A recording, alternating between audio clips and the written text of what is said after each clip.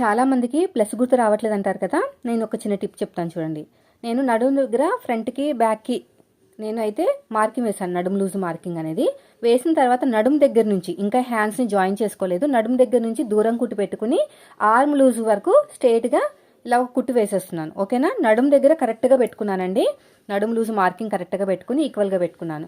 ఇక్కడ చూడండి, చంక దగ్గర చూసారా కొద్దిగా జస్ట్ కొంచెం ఎక్కువ వచ్చింది. ఎందుకో తెలుసా, మనం కుట్టేటప్పుడు కానీ ఏదైనా సాగిపోయినా కూడా అలా వస్తుంది అనమాట. దానివల్ల ఏం ప్రాబ్లం లేదు, ఓన్లీ సైడ్ జాయిన్ దగ్గర అలా వస్తుంది. తర్వాత రెండోది కూడా చూపిస్తాను చూడండి. రెండో సైడ్ కూడా ఈ టిప్ అనేది చాలా బాగా ఉపయోగపడుతుందండి. ఇది కటోరీ బ్లౌజ్ కాబట్టి ఇంకా బాగా ఉపయోగపడుతుంది. నడుము లూజ్ దగ్గర నుంచి చంక వరకు స్ట్రేట్గా వెళ్ళిపోండి.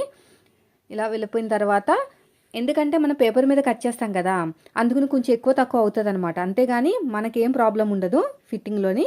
ఇక్కడ చూడండి, ఫ్రంట్ పార్ట్లో కొంచెం చేంజెస్ వచ్చాయి కదా, అంటే ఫ్రంట్ పార్ట్ మనం పేపర్ కటింగ్ చేస్తాం కాబట్టి. ఈ టిప్ మీరు కూడా ఫాలో అవ్వండి, సూపర్గా ఉంటుంది.